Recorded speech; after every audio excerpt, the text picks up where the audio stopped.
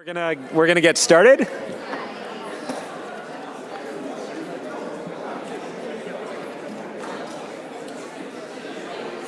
All right, so welcome to the third annual final event for the Harris Policy Innovation Challenge. I'm Ethan Bueno-Mesquita. I'm the Dean of the Harris School, and I look forward to this event every year because it brings together much of what is best about the Harris School. We are going to see student teams who have done careful analysis and real data work, but have also gotten their hands dirty talking to decision makers, to political constituents, thinking through all the both analysis and mess of a real world and local policy problem, and that is what we are here to do. I want to start by recognizing some folks.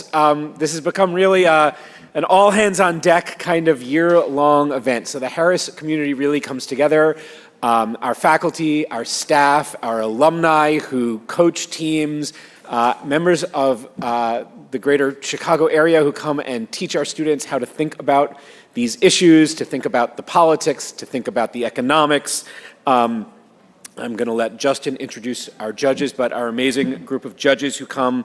And maybe most of all, Professor Justin Marlowe, who has been leading this effort under the auspices of the Center for Municipal Finance since its launch and does truly an extraordinary job every year helping the teams learn about pressing public issues in our community and bringing the whole thing together so beautifully. So I really deeply appreciate Justin's work, and I think I'm going to stop and we should give him a round of applause.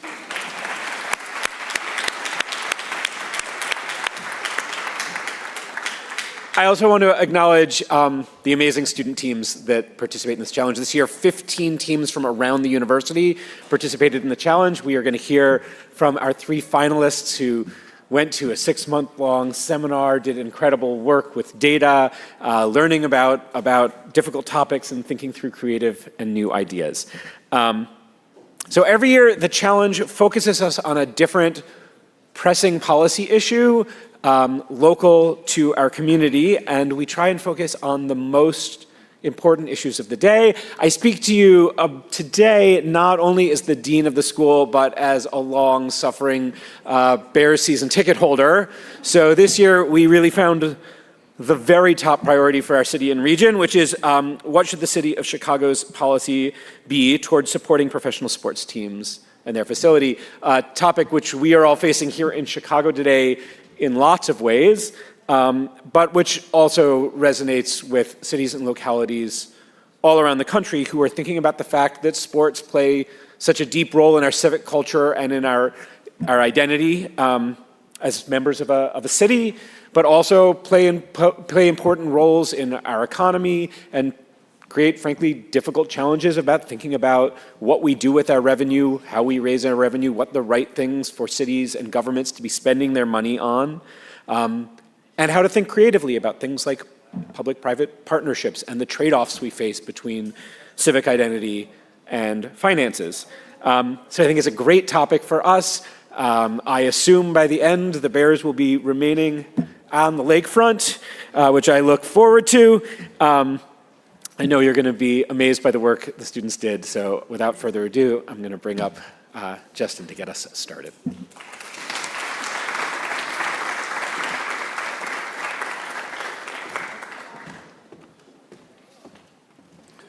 Well, thank you so very much, Ethan. It is really a pleasure to be here. As Ethan mentioned, I'm Justin Marlowe, a research professor here at Harris, and also have the pleasure of serving as the director of our Center for Municipal Finance. And also this year, also happy to serve as, once again, faculty co-director of the Policy Innovation Challenge, along with Professor Berry, who did some great work, and unfortunately or maybe fortunately for him, is teaching in our Barcelona program at the moment, so he couldn't be here with us, but he sends his regards. As Ethan mentioned, this has really become an exciting event every year. It's the platform itself that it's created has really elevated the conversation around a lot of really important policy issues. And this year is no exception. Just like in past years, this year's participants really delivered through rigorous analysis and carefully crafted proposals. They've shown once again both the depth and the talent that we have here at Harris and the many good things that can happen when smart, savvy, motivated young people ask themselves a simple question, and that question is, what happens when we look at this a bit differently? As Ethan mentioned, it's been a long journey to get here. These students have been working on this for most of the academic year. We've had about 90 students total participate in the challenge from start to finish, total of 16 teams.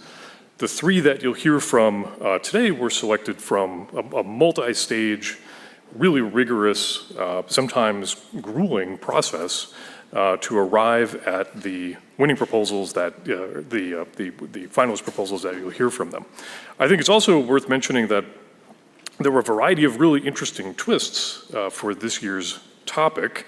Of course, the main one being that it was unfolding in real time, that we were able to see policymaking happen and all the unexpected twists and turns that come with it. In fact, at one of the weekly seminars or biweekly seminars, when we hear from the different stakeholders involved in the issue, Rep. Buckner, Cam Buckner, who was fortunate to spend some time with the students, actually had to leave the presentation a few minutes early because they were in the middle of a negotiating session with the Bears. So it was great to see all of that happening in real time. And it gave the students an opportunity to go through the often difficult part of thinking about policy analysis, which is what has to happen when you need to update your assumptions, what needs to happen when the landscape is changing right in front of you. They did a really good job of learning to adapt their thinking, or as the GOAT himself, Michael Jordan, once said, sometimes you have to let the game come to you. So with the formalities dispensed, let's actually just get to the main event for today. You hear from 3 teams. Each team will have 10 minutes to present. Each team will have 10 minutes to present. And just making sure they're with us here. Each team will have 10 minutes to present and then 5 minutes for questions from all of the judges. After that, the judges will retire to deliberate, and you, the audience, will have an opportunity to ask your own questions of these teams, so be thinking about that as we go through. And then once the Q&A is done, the judges will return, they'll announce the winning team, and that winning team will take home the coveted $10,000 prize. Speaking of the judges, this year's judges were drawn from a wonderful cross-section of leaders from government, philanthropy, and business. We very much appreciate their commitment to our students, and we thank them for taking the time to appear here today. Please let me take a moment to introduce them. First and foremost is Derek Douglas. Derek is president and CEO of the Commercial Club of Chicago. Before joining the Commercial Club in 2023, he served as vice president for civic engagement here at the university. And before that, as special assistant to President Barack Obama for urban and metropolitan policy. He's widely regarded as a connector between civic institutions, business leaders, and communities, advocating for cross-sector partnerships to advance regional competitiveness. Welcome, Derek. We also have Tova McCord. Tova is executive director of Nicor Illinois Community Investment, a foundation established by Nicor Gas in 2021 to drive economic development in under-resourced communities throughout northern Illinois. In that role, she leads efforts focused on economic mobility and commercial development. She also has a particular interest in sports, having previously served as director of the Chicago Blackhawks Foundation. We're proud to call her an alum of the Harris School's Civic Leadership Academy. Welcome. We also have Mike Parker. Mike is an accomplished entrepreneurial CEO, a Big Four strategy and transactions practice leader, and a trusted advisor with more than 20 years of experience in the U.S. infrastructure market. He previously served as CEO of an infrastructure advisory firm that was eventually acquired by Ernst & Young, EY. Across his career, Mike has helped advance more than $100 billion in transformative infrastructure investments. Today, he continues to support founders, technology-enabled companies, and social impact ventures as an advisor, mentor, and occasional investor. Welcome, Mike. And finally, David Wells. David has focused the last 20-plus years on helping consumer businesses grow and has recently shifted toward helping younger companies, NGOs, and nonprofits, particularly in the developing world. He spent 15 years at Netflix, with the last 8 as its chief finance officer. He was an integral part of the team that presided over Netflix's transition to a self-produced content streaming company. Before Netflix, he spent 6 years in management consulting at Deloitte. He currently serves as an independent director, advisor, and investor in many different startups and nonprofits. And, of course, we're proud to call David a Harris MPP alum. Welcome back, David. We also have scheduled to appear Alderman Bill Conway. If Alderman's able to sneak in here, we've got a seat for him right at the table. Alderman for Chicago's 34th Ward, representing parts of the Loop, the West Loop, and the Near West Side. Among several degrees, he holds an MBA from UChicago. So without further ado, let's get to the main event, and that is the teams who are here to present to you today. I'm going to introduce them, and then they'll come up in order, one by one. Again, 10 minutes for their presentations and 5 minutes for questions from the judges. First, we'll hear from Anna Ko, Firuz Niazi, and Lindsay Wong. Their proposal is titled Chicago Owned, Prioritizing Economic and Civic Development in the Development of Professional Sports Facilities. After that, we'll hear from Allison Collard de Beaufort, Joe DiTomaso, Taha Rashid, and Andres Camacho Vaquero. Their proposal is titled Passing on Public Spending, Smart Plays for Stadium Policy. And third, we'll hear from Charlie Schra, Christine Chai, and Liz Williams with their proposal titled Structuring the Deal, a Disciplined Framework for Public Stadium Investment in Chicago. I want to congratulate all of our teams in advance. I want to thank all of the Innovation Challenge participants for all the great work that they did. Really looking forward to what everyone has to say. And with that, let's welcome to the stage Anna, Firuz, and Lindsay.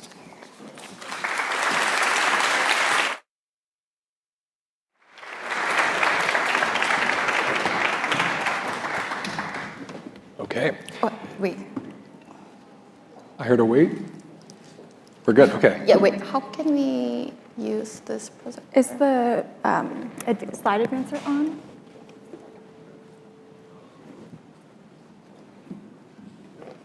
All right, hold please. Try it again.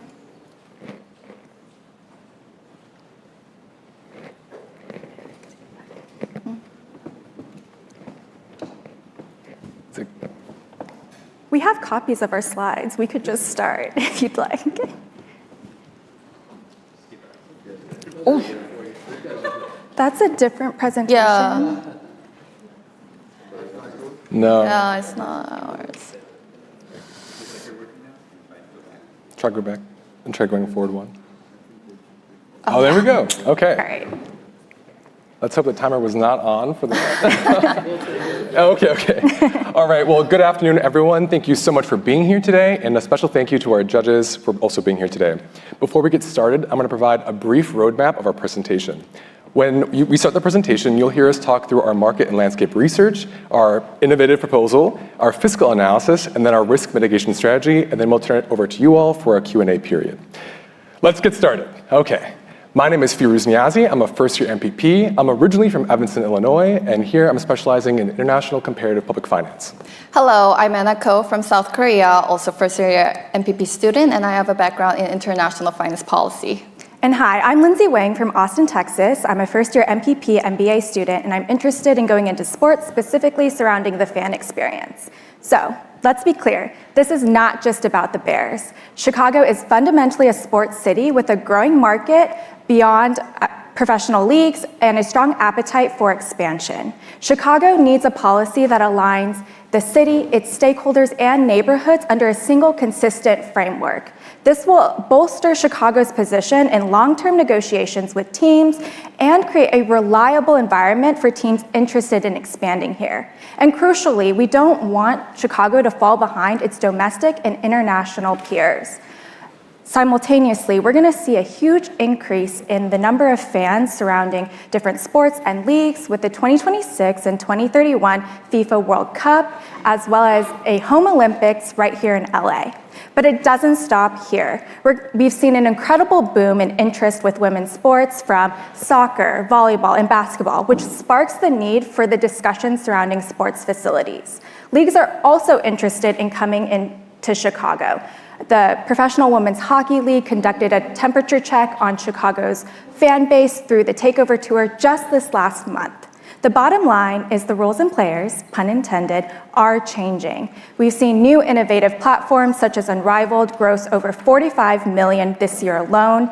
And in terms of financing, new entrants such as private equity are now being allowed more and more by leagues.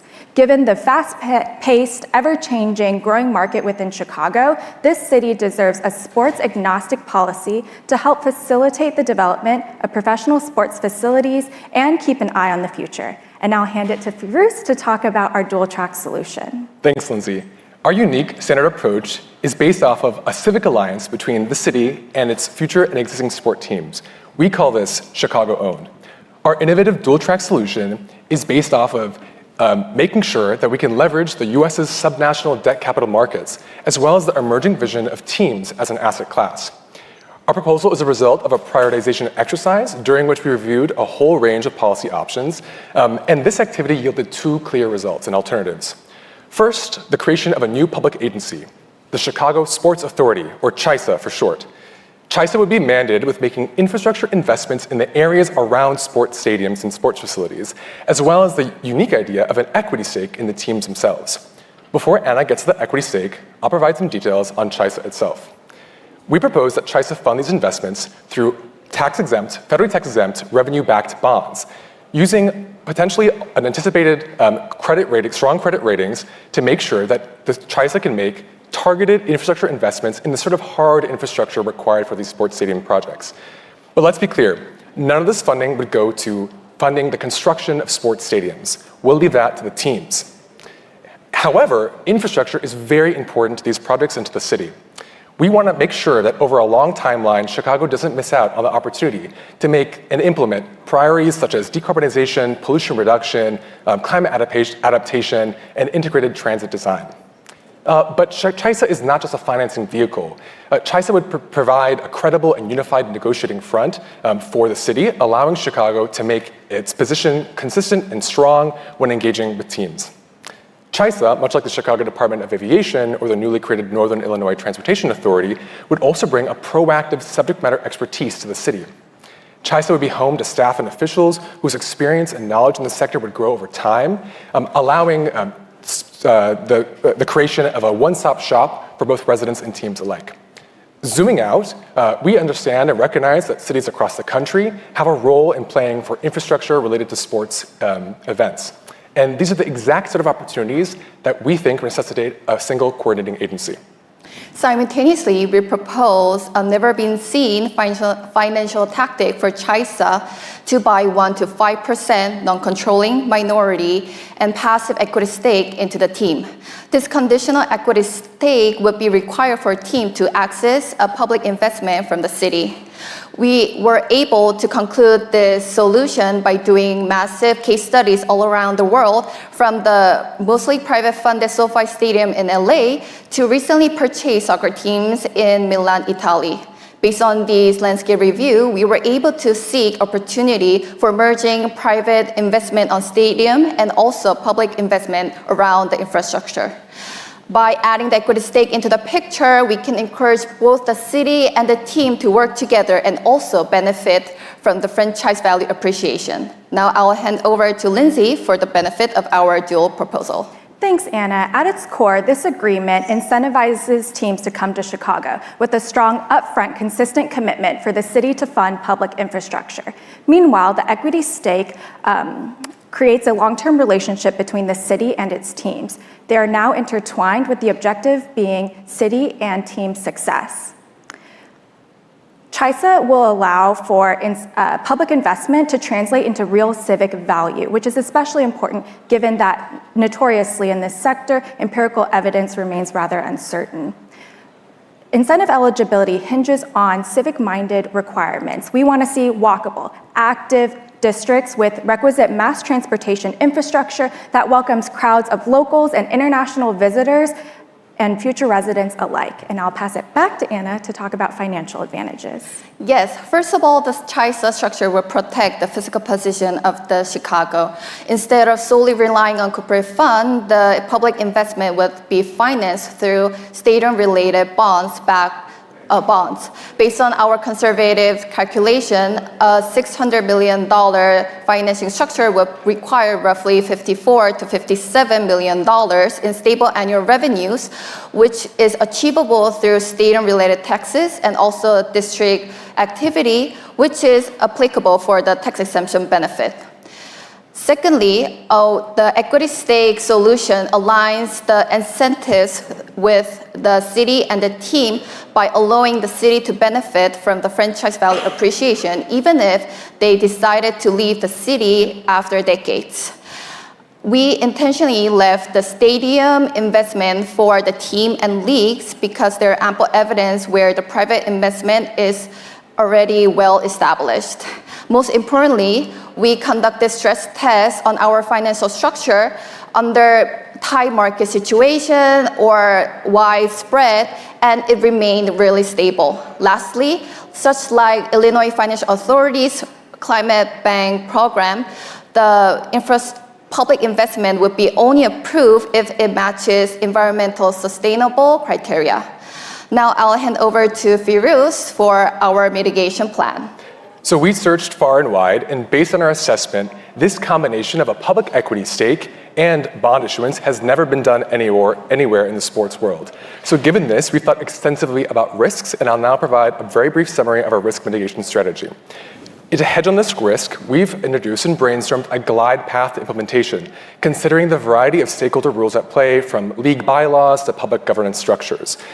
Across years, CHISA would be expected to first staff up, conduct analyses of this local sports landscape, and also start to strike deals. We think small teams would be a great place to start, especially for these infrastructure needs and relationship building with entities in the city. Later on, CHISA would be encouraged and expected to start to work with larger teams. At the end, and many decades along, CHISA would then be ready and able to work with teams of all sizes for all sorts of future projects. We acknowledge that our proposal is novel. With our dual-track solution, the City of Chicago can take a proactive approach in this matter. And lastly, let's imagine City of Chicago welcoming the world by hosting international events such as Olympics. Thank you for your time, and we'll open for the Q&A.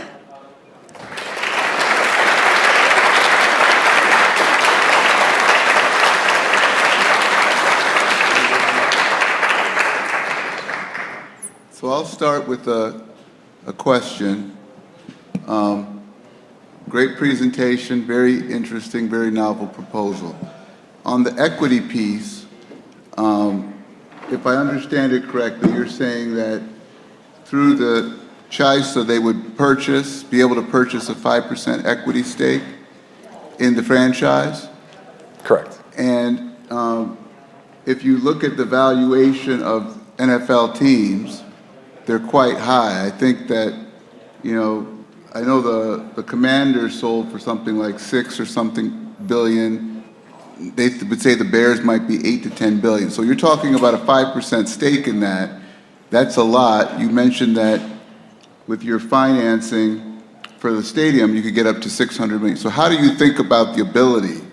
Like, is it realistic, feasible for something like this to be able to purchase a stake in franchises that are that high in valuation? Yeah, first of all, we want to highlight that our proposal is sports agnostic. And as you can see at the screen, we made a phase management of CHISA starting from the small teams. And if we get revenues and also enough funding for the NFL team or other big teams, we're aiming to engage with them in phase 3. So and then you grow into that. You wouldn't start with that. Yeah. And maybe to give you an idea of real numbers, so with the Professional Women's Hockey League, depending on the market, based on the internet, nothing's sold yet, right? So they look at, for example, the Toronto market, the team's worth $100 million versus a different market, it's 50. So we're starting at far more reasonable numbers in order to scale up. Okay, that makes sense. A question in that same vein about the equity stake, but from a different perspective, getting the teams to buy into that. I understand it may be different with like smaller teams, but even the smallest of the major teams like the Blackhawks, right? Maybe around $1 billion. Like, how would you get them to buy into giving up that stake? Yeah, one thing we thought of a lot is the current landscape of these stadium projects. So many of the largest teams in Chicago already have projects either well under the way, like in the United Center and the Blackhawks, or they're thinking about pursuing new builds entirely. So the CHISA implementation, after it gets staffed up and would be implemented via city governance, it'd be down the line. So that's why we've implemented this phased approach. We know that in 10 to 20 years, those stadiums and those teams might be looking for a new partnership using the equity stake and any infrastructure funds provided by CHISA for the renovations or other projects. So that's why when we're looking at this answer, we're really kind of centering on the current landscape of those teams and what projects are going on.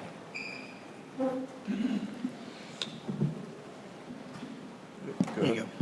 So how do you quantify the benefit for the team owner in the sense that on one hand, we're unwilling to give them any money to pay for their stadium.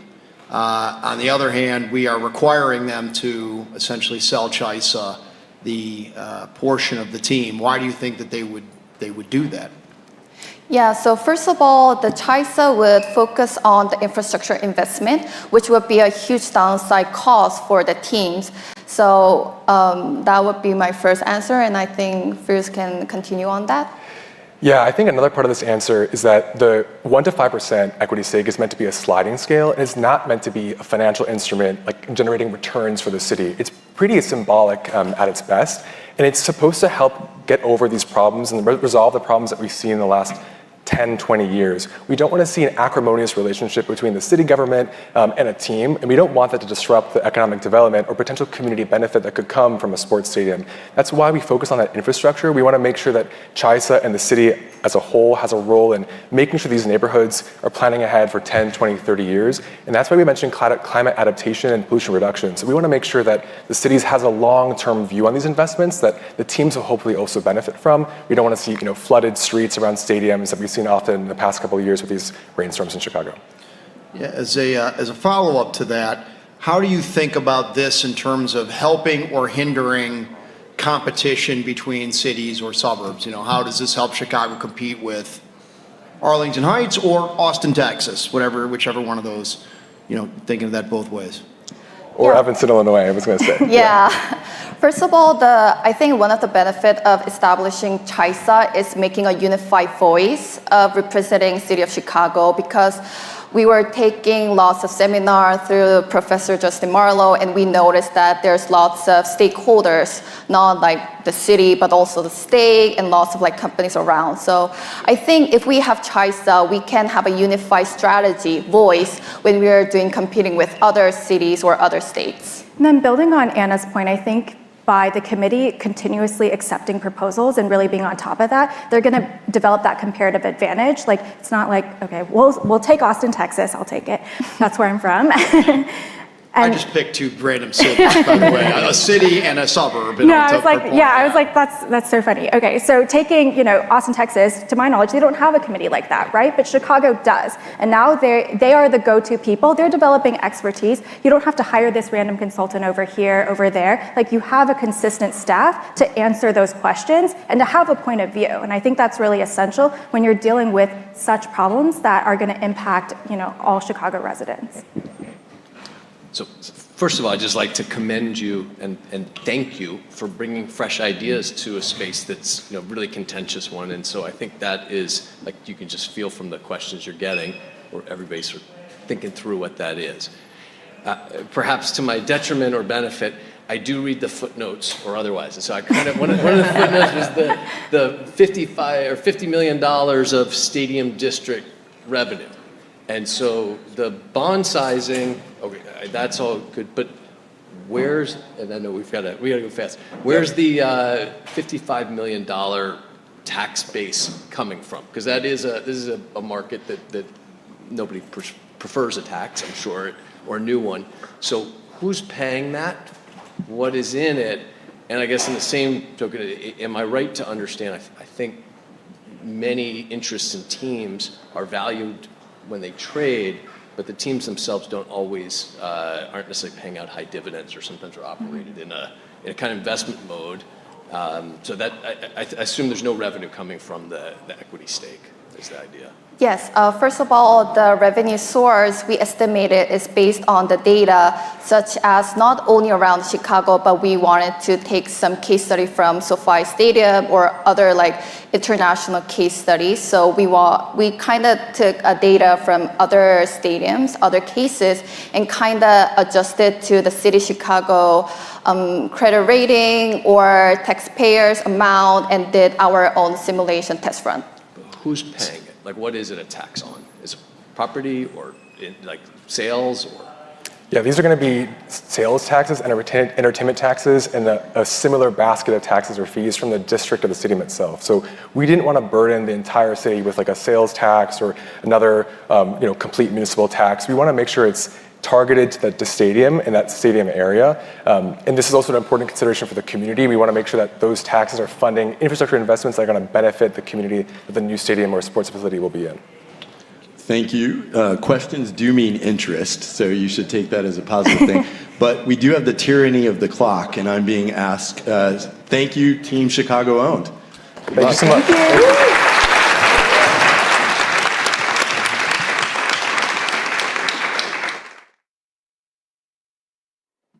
I'm Brian Wilson. I'm the executive director at the Mansueto Institute for Urban Innovation. I have the unenviable task of keeping us moving along, so I'm just going to welcome up our next team here, and I'll let the judges know when the Q&A is over. The next team, so passing on public spending, smart place for stadium policy. Come on up. Thank you.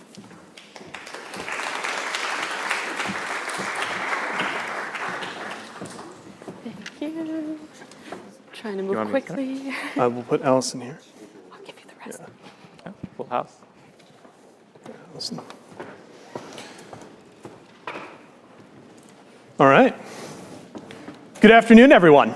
My name is Joe, and these are my teammates, Allison, Taha, and Andres.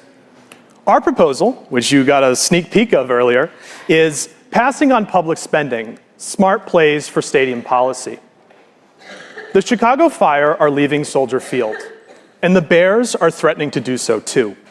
When cities are put in this position, the default response is almost always the same: spend more public money. Our first recommendation seeks to change that. The city of Chicago should avoid publicly financed stadium deals by committing to a public referendum for any new public funding of sports venues. Decades of independent academic research consistently finds that publicly financed stadiums do not generate meaningful new economic activity for host cities. The reason is simple. When cities build stadiums, residents don't simply spend more money, they just spend money differently. Those entertainment dollars that would have flowed to our restaurants, our theaters, our neighborhoods, they get redirected to the stadium instead. Economic activity is substituted, it's not newly created. What cities are left with, though, is the debt. And Chicago knows this story firsthand. We are still paying off the 2002 renovation of Soldier Field. There's over $350 million still outstanding on that debt over 2 decades later. Moving forward, any team that wants Chicago's financial support should have to make that case to Chicago's residents directly.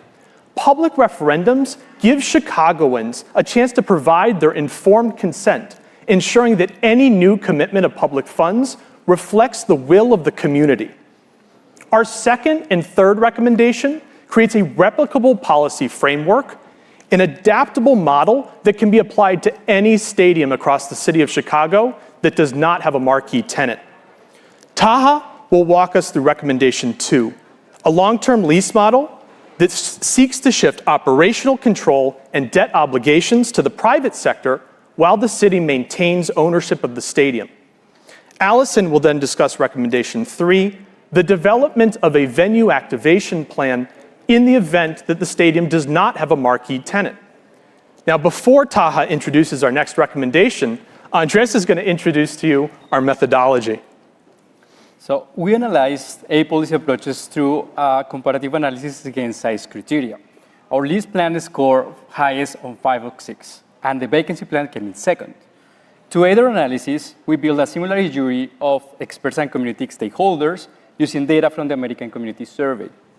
This deliberative modeling framework creates profiles in reality, and members include urban economists, community organizers, and public finance specialists. This is an open source toolkit that is ready for city agencies to stress test policy and ensure that the voices that are usually left out are strictly part of the process. Thanks, Andres. Our second recommendation is to retain public ownership of stadiums through long-term lease models and where tenants receive full operational control. Now, what does that mean? Full operational control means that they have control over concerts, parking, food and beverage, and then the full commercial activities that happen as well in the stadium. And that's a big thing, because what we've seen is that that is the number one demand that a lot of stadiums, a lot of entities have seen that they want at the end of the day.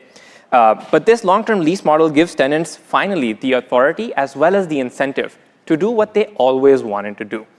And so we have an example for you. So when Miami Dolphins owner Stephen Ross took operational control of Hard Rock Stadium, we finally saw that he was able to put his own capital to work. And what did that lead to? We saw Formula One races happening. We saw a FIFA World Cup tournament almost taking place. And we saw record numbers of concerts happening. And this wasn't because the city was financing it themselves or city was putting its own money over there. It was simply because Stephen Ross was able to finally have the freedom to do what he actually wanted to do. And so that's what this lease model is in fact trying to enable, trying to have that public-private partnership where you give the private the actual incentives for them to actually deliver on what they always wanted to do. And then take Soldier Field, for example. That's something that we've all been talking about, something we've all heard about, and that's an urgent issue in Chicago in itself. The Bears' actions have revealed that their priority is not really about like where the design and how the stadium should look like. Their priority is actually just the ownership itself of the stadium. And so, their entire idea is they want to run the facility as a business. And so in exchange for giving them that, our model gives the city exactly what it actually needs. A rent structure that actually reflects the value of the asset, an accountability mechanism where you actually have like something that's legally enforceable, and zero new public debt. That's the first thing and the last thing we're always going to stand by. The key principle is very clear. Debt accountability shifts from the public to the private side. And right now, the Bears only pay $7 million to sit on one of the most prime real estates in all of America. And their contribution to all that debt that we were talking about, absolutely zero. Our rent, so our lease model changes that from day one. Base rent starts at $30 million and escalates every year. On top of that, we're also instituting a revenue sharing model where 4% of the entire tenant revenue goes into a fund. And that fund, we're going to talk about a lot more on that. But every dollar, the main thing is that every dollar from there goes into a commitment to giving back to public. And so what are these three funds that we're talking about? The first fund is on debt reduction, and it goes straight into retiring the ISFA fund that we've been talking about, which Joe highlighted, about $300 million. And so the first fund is just retiring that. Half of the 4% just goes straight into that. These are supplemental payments on top of the stuff that we've already heard about, the hotel tax payments that are currently happening. So this is in supplement to that. But this helps us retire the hotel tax issue almost 2 years early, by 2031 by our projections. That's a massive savings for the city. And also, that suddenly also means that the hotel tax doesn't need to be used for these purposes anymore. It frees up that money for the city to use them. And so that's the number one thing that we're looking into. And also reduces the risk of that shortfall falling on Illinois state income taxes. So those were number one things that we were fully considering. The second fund is on Capital Reserve Fund, which is simply for physical improvements to the stadium, which includes accessibility upgrades, any climate adaptation that needs to take place, as well as any transit integration that's necessary in that place. So we've thought about that as well, and we understand that we need to commit something so that the stadium also improves at the long run. The third and final fund is on community and youth sports, because we want to give back to the community as well, and we want to make a commitment by the team to do that as well. So the sports, what is this going to happen? And this commitment will be directed towards the south and the west side zip codes. And so primarily when we saw here, when 4% was going directly to ISFA deduction, eventually that will exhaust. Most of this will go to giving back to the community, primarily in the south and west side. Entities that have individuals and communities that have never seen a dollar from any of these stadiums. So we want to put that at the front. We want to prioritize that. We want to make sure that everyone is taking a stake in this. And ultimately what we're doing is we're prioritizing public schools as well, athletic programs, anything that exists in that area, and then ultimately making sure that all individuals in Chicago are able to benefit this. This is on top of the discounted tickets that we're already implementing in our program. Thank you. So our last recommendation is to develop a modular vacancy activation plan. Chicago's event ecosystem is already capacity constrained. The city's most beloved large-scale events like Lollapalooza, the Chris Kindle Markets, the Chicago Jazz Festival are bumping up against the limits of the parks and plazas where they currently live. They have the demand, they need the space. Soldier Field, for example, could be that space. So the vacancy plan is adjustable by design. It does not require a fixed tenant, a single use case, or demolition. It is a roll-in, roll-out model for major concerts and international events, a box park style market, college sports and public recreation, including the kind of low barrier access programming we see at US Bank Stadium in Minneapolis, which opens to the public during the off-season at a nominal fee. Each of these uses can be added, scaled, or replaced independently, and this adaptability matters. A modular multi-use facility is designed to serve Chicago as the city's entertainment habits and trends change. This versatile vacancy plan serves Chicagoans who cannot afford NFL tickets. It keeps the lakefront unconditionally public. Seasonal markets, public recreation, and free or low-cost civic programming are structurally accessible to a cross-section of the city that NFL game days exclude. Community and youth organizations can partner with the CPD directly, no private franchise as an intermediary. And here's perhaps the most important point. The vacancy plan is not a contingency. It is proof of bargaining power. When the city can credibly demonstrate that it has a viable, community-serving, fiscally productive plan, regardless of whether a flagship tenant stays, the entire negotiation dynamic changes. The city is not desperate, it has options. So to close, our proposal is built around a single conviction. Chicago does not have to choose between a world-class facility and a city that works for all of its residents. The framing that those are the only two options has been set by the teams, not by the evidence. Overall, we ensure fiscal responsibility through a private referendum, no new public debt, and fiscally productive plan for the city. We create sustainability by not only ensuring those stadiums don't become abandoned, but also by allowing them to be adapted to the city's needs and interests. And we guarantee impact with the independently governed funds that redirect stadium revenue through debt relief, facility improvements, and community programming, paired with enforceable affordability commitments that make this a great deal for the city, its tenants, and Chicagoans. Thank you.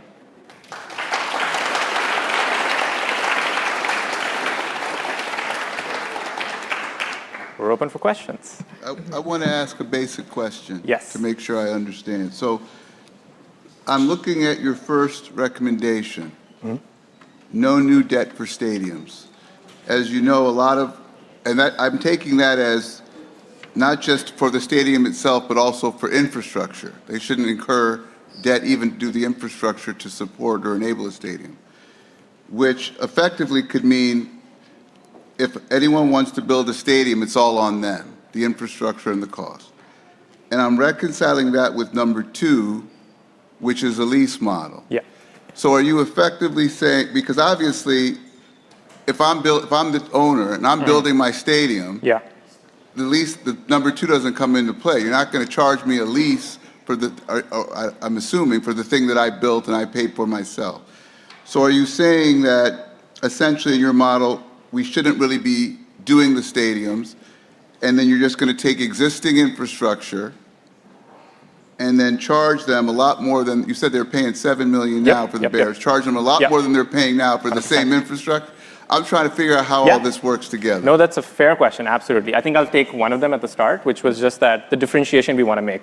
So the commitment that we're making is that for publicly owned stadiums, so stadiums that the city itself has constructed or owns in itself. If a team wants to make a private, stadium in itself, fund it themselves, we're perfectly fine with that. That's in fact what we want to encourage, in fact, for them to do that. So the only thing that this number 1 and number 2 are kind of reconciling with is for publicly owned stadiums, for stadiums that the city has already invested and created. I think, Joe, you have a point on that too. Yeah, just to touch on the public referendum. So the idea of the public referendum is not, we're never going to have anything for stadium infrastructure from the city. It requires a higher burden of proof. So the economic justification for stadiums is really only that, the city themselves, the residents, they may like stadiums. It's not because it's going to generate some massive return. And so the use case that you provided, if Chicago residents are feeling like, the stadium's great, but we can't get to and from, if that's a real problem that Chicagoans care about, they'll vote for it. We've seen the history of public referendums on stadium investment projects, and the passage rate is not zero. It hovers roughly around 50%. And it's going to vary from time to time. Right now, is it the right environment to be investing in massively in sports infrastructure at a time in which we have tens of billions of dollars in unfunded pension liabilities? And Chicagoans are worried about, how do we take care of ourselves? So it's not that we're saying no to all stadium debt forever. It's that we want to make sure that if it's going to happen, there is that higher burden of proof. Got it. So it'd be a city it'd be the city voting on it. Yes. Because the city's impacted, not a statewide referendum. That's correct. Okay, thank I you. have a related one, so can I follow on to it? I really like lots of aspects of this, but I don't think you get out of the conundrum that you're basically saying no to the Bears right now. No, I mean, you said it's okay to let Soldier Field go fallow and we'll fill it with concerts and other things. So does your team believe there is a public good in having a marquee sports team? I mean, I can touch on this and then I'll turn it over to Allison to finish it. I think the first thing that we've tried to identify here is the stadium still valuable without a marquee tenant? And right now we look at it, we realize, Chicago stadiums are not valuable because the Bears are there. The Bears are valuable because they're in Chicago. There's a reason that the Jets, one of the sorry if there's any Jets fans, they're like a miserable franchise. There's a reason that they're still ranked as one of the most valuable franchises in the NFL. It's because it's in this massive market of New York, even with another sports team there in the Giants. And so we believe that even, if the Bears leave, you think that the Jacksonville Jaguars would rather be in Jacksonville, or do you think they'd rather be in Chicago? Do you think the Cincinnati Bengals would rather be in Cincinnati, or would they rather be in Chicago?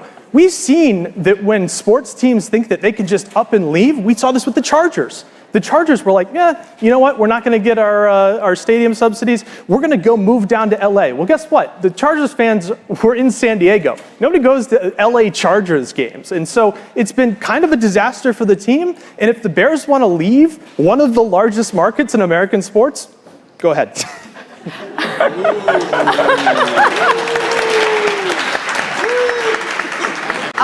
Can I just add, sorry, do you mind if I add on to that? Yeah. It's just, we're not saying no to the Bears. The deal right now is just really lopsided where they're getting a lot more out of it than the city is. And so we just want to equate, level the playing field. I guess all I would notice is the New York Jets, the New York Giants don't play in New York. They play in New Jersey. And Indiana's right there. Arlington Heights is not in the city of Chicago. And you've seen these situations where a big team leaves the city and it can kind of do what it wants. Dallas Cowboys being a great example. So how does this incent the teams to stay in the city?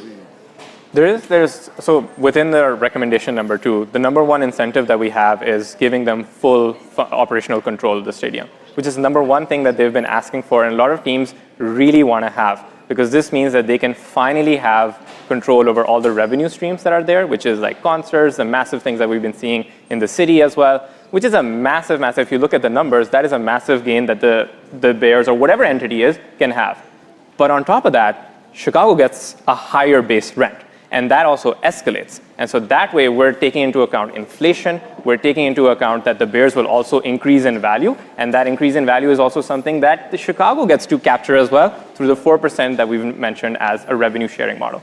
So all of that is a public-private partnership that we're trying to build, but please. Yeah, no, I'm just saying, I'm following on that. So is your theory that the Bears would pay the higher lease, or whomever, pay the higher lease amount because they would get the revenue from additional events and be incentivized to bring it? Is that? Absolutely, the math adds up. And I want to throw out there that, we talked about New York. Their sports teams, they don't exist in New York City. Well, there's no football stadium in New York. There is a football stadium in Chicago, and that is going to be attractive to somebody. And the other thing is, New York has robust public transportation that allows New Yorkers to travel out into the suburbs. Do we think that all of the fans in Chicago are going to go out to Gary, Indiana every weekend? Is that going to happen? So,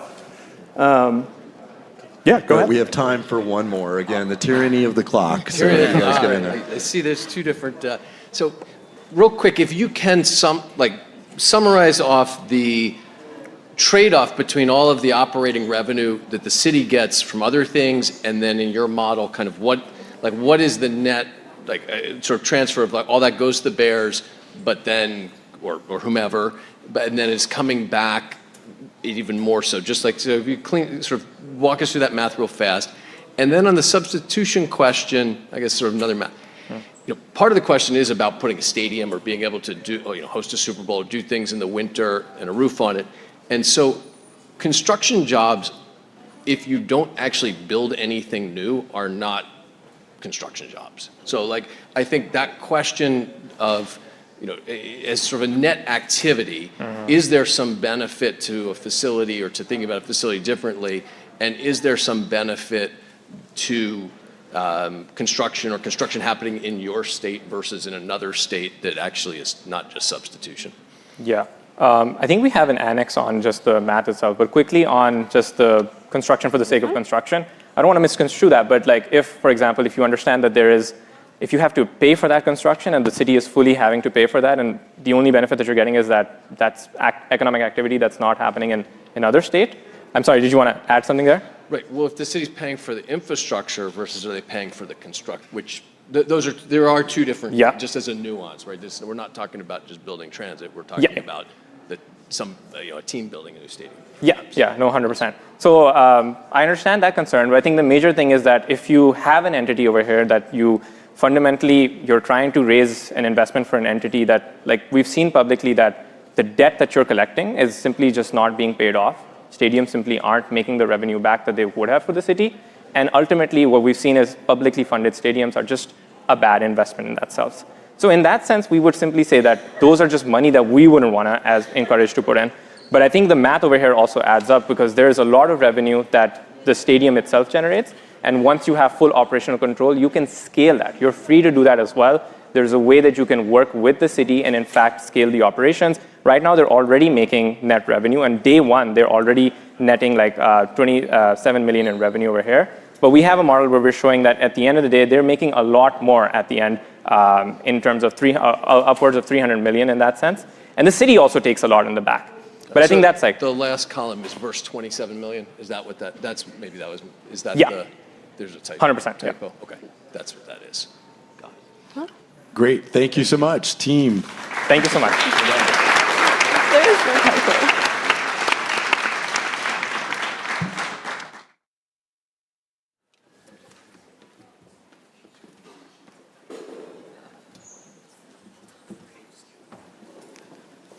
All right, thank you so much. I'll welcome up the last team to give their presentation, Structuring the Deal, a Discipline Framework for Public Stadium Investment in Chicago. And I'll remind the audience, if you do have questions, you can scan the QR code and start asking those now.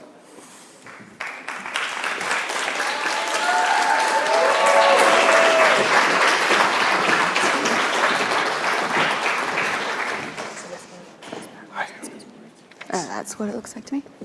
Charlie, come up on this side. Oh, sorry. Testing, testing. Okay, we can be heard. All right. Ready to go? Ready, Freddie? Ready to go? Yeah. All right. All right.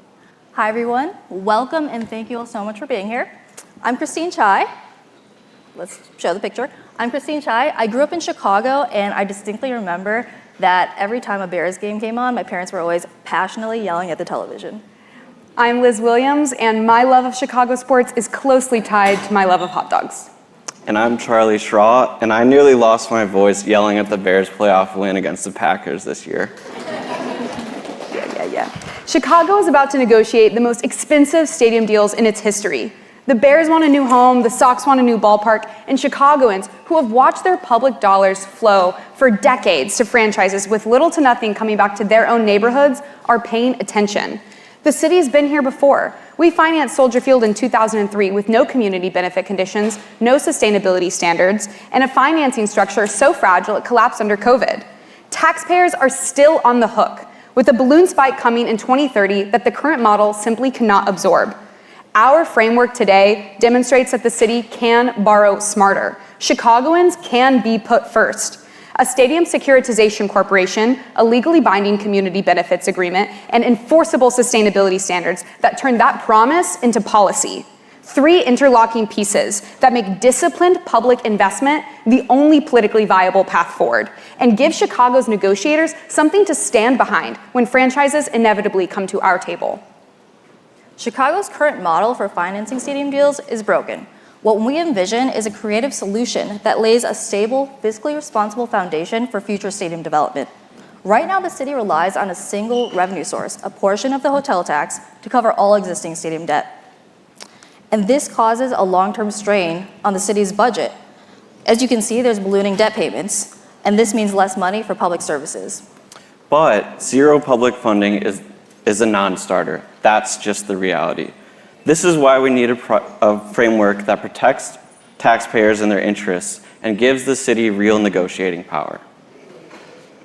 What we propose is the Stadium Securitization Corporation, a financing model that saves the city money and creates multiple backstops to protect the city's general fund. In 2017, the city created the Sales Tax Securitization Corporation to refinance general obligation debt, and it saved millions. Our SSC takes the same financial engineering but makes it stronger by adding tighter guardrails, dedicated revenue streams, and a hard cap on bond issuance. How this works is the SSC is created as a bankruptcy remote legal entity that's separate from the city. The SSC handles bond issuance and specific revenue streams.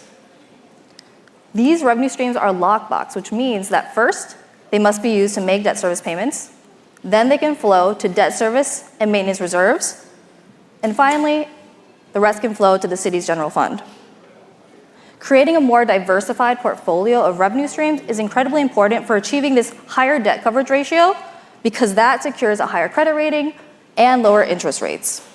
Potential revenue streams that can be sold to the SSC include stadium usage taxes, a captive district sales tax, and the existing but stabilized hotel tax. We propose diverting a 1% larger share of the overall 17% hotel tax to stadium development. Notably, we don't recommend forming yet another TIF district. These revenue streams already exist. This is simply smart financial engineering that saves the city money on its interest payments. This is what financial discipline and transparency looks like. Public funding, capped at national benchmarks, and limited to public infrastructure. The SSC provides a cost-saving framework for funding public infrastructure that's necessary for these stadium deals. And by refinancing this into the SSC, it can save a lot of money, and this debt is structured to decline, not balloon. Having a plan in place allows the city to come to the negotiating table with discipline and leverage, not desperation. And this leverage is what allows the city to negotiate better deals for Chicagoans. And part of negotiating better deals is putting Chicago's communities first. The new SSC can enforce the terms of a Community Benefits Agreement, or CBA, which is a legally binding contract that makes community benefits a condition of the deal. The Chicago Fire's recent private stadium deal was seen as a win, but residents are still asking why their input wasn't considered from the start. Instead, the community had to push for benefits after the shovels were already in the ground, and that's backwards. A CBA must be negotiated up front and not as an afterthought. And we know what's possible. The Obama Presidential Center right down the road is a strong example of how large-scale projects can create value for Chicagoans and using CBAs. The center implemented requirements that prioritize hiring residents from the south and west sides and contracting goals that prioritize Black-owned businesses. That's the standard, and we believe our team should be held to that same one. To highlight a few benefits, we're calling for local union hiring requirements that put Chicagoans to work first, an anti-displacement fund that covers tenant protections and right-to-return programs, and real community guarantees, including 3 to 5% of tickets reserved at $25 or less, so Chicago families can actually afford to walk through those doors. Because here's the truth, a CBA doesn't just protect neighborhoods, it creates fans for life. And fans for life need somewhere to celebrate. A stadium is a decades-long commitment. This final section establishes the conditions under which that commitment produces a public asset, not a private venue with a public subsidy. First, how people get there. Chicago's public transit system is entering into a new era, and new stadiums and its foot traffic could really bolster ridership.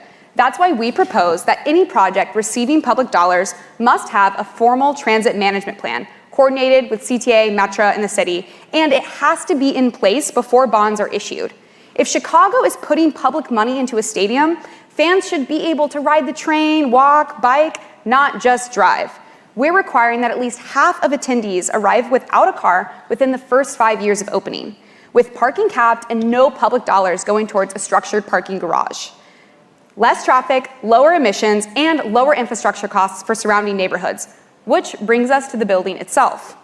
What we build now will shape decades of energy use, emissions, and operating costs. So we're requiring alignment with Chicago's own climate action plan, LEED Gold at a minimum, and annual public reporting on energy, water, and waste in a format residents can actually read. And for larger mixed-use developments, those requirements extend across the entire site, not just the stadium footprint. Lastly, what does the facility do when there is no game? Think graduations, concerts, community events, even farmers markets. A publicly funded building should be busy year-round, not just on game days. That means designing for flexible use from day one and requiring at least 150 days of use annually, with at least 20% reserved for those community events at little to no cost. A 30-year non-relocation covenant, if a team walks early, they repay 100% of the outstanding bond balance. We're not asking Chicago to build a ton of new capacity. We're asking it to use what it already has. And because these are bond conditions, not planning aspirations, non-compliance has real financial consequence. And that's what turns our framework into something enforceable. The current agency that has been handling stadium debt is the Illinois Sports Facilities Authority, and we believe that this should be restructured into the main body for enforcement and negotiations. ISFA's enforcement is what ties our fiscal model, community benefits, and sustainability standards together into a package deal to bring to the negotiating table. This restructuring is politically feasible. It's a win for the city of Chicago and Springfield, and most importantly, the public, because it requires no new taxes, and it establishes a more transparent structure for stadium deals. No city has used a securitization model before for stadiums. This innovation can set the city apart as a leader in responsible stadium financing. Chicago is going to finance new stadiums. The political economy makes that inevitable. The question is whether Chicago shows up to the negotiating table with a framework or without one. This is the scaffolding. The SSC, the CBA, the sustainability standards. They don't block the deal. They structure it. They give Chicago the discipline to do what cities without a framework can't. Capture the public value, protect the investment, and ensure residents actually get something back. The time is now. The deals are happening. This is how Chicago handles it with discipline. Thank you so much. Thank you so much.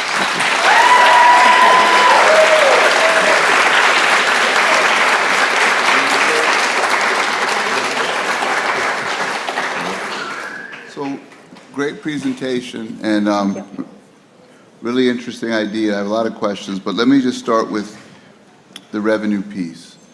So you talked about the way you finance it is to diversify the revenue streams, but using existing streams is what I think I heard you say. And so, as we all know, the city of Chicago is facing a lot of fiscal challenges.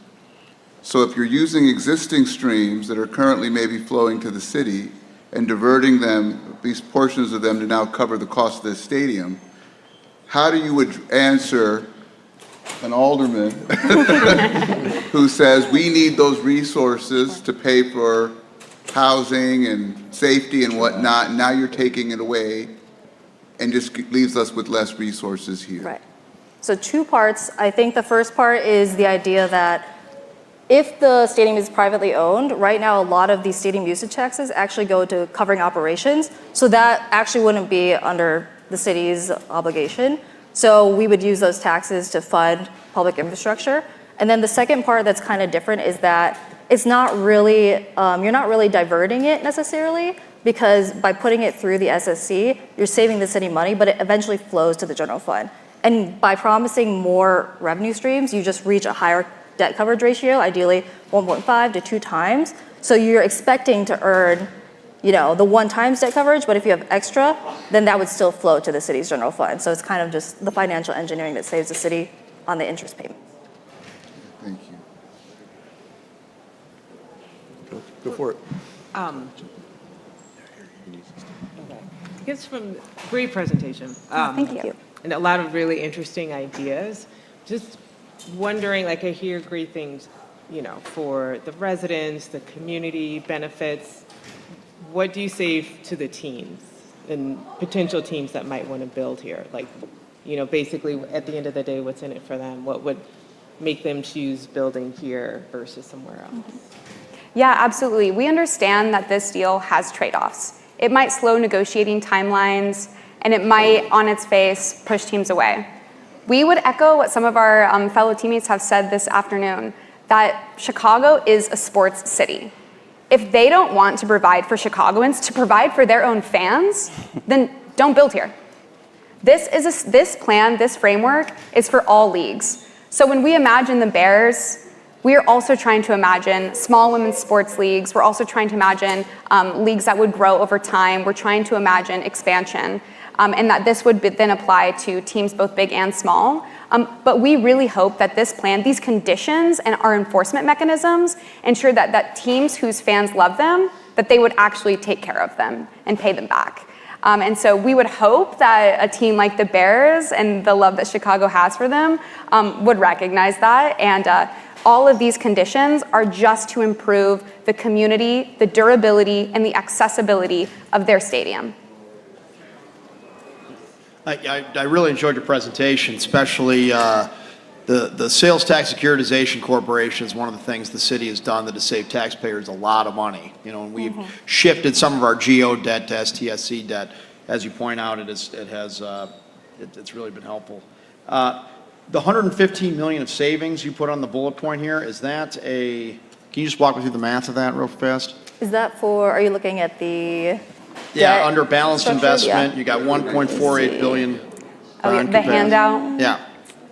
And is that purely interest savings, or is there more going on there than I'm? For this one, for restructuring or refinancing the debt, it's purely for interest payments. I mean, this has been, a decades-long bond covenant, so there isn't much you can do to reduce the principal that you already owe. But the savings are meant to just reduce, you almost cut the amount of interest paid in half. I think you can save about $40 million at least in the debt interest payments. So, okay, so the 115 goes to the existing debt and the new 1.48 billion of debt that you have here? No, the new 1.48 billion that we anticipated is once that debt is paid off and you can use the revenue streams that we propose, that has the bond capacity up to $1.48 billion. Understood. Thank you. Thank you. So could you walk through what is net new revenue that you're expecting to charge tax-wise, otherwise, setting aside the discussion of sort of restructuring the payment streams, but what is net new that people are paying? And then I think alongside that, if you could also think about what is additional cost of the requirements that you're imposing, and just kind of sort of speak to that as a collective pool of who's paying it and how it's paid. Yeah, where is the money coming from? I think our proposal doesn't introduce, like we said, no new taxes is the ideal, because we don't want to place more burdens on taxpayers. I think the restructuring obviously saves money through the SSC higher credit rating, but it's kind of more of a budgeting tool, right? Because you can't promise more than what you have. And I think that's been actually one downfall of the STSC recently, is that they've been using it to try to save money, but they haven't actually reduced their spending. For this, our SSC would be more disciplined. The bonds that you issue would only be as much as you can afford with the revenue streams that you have.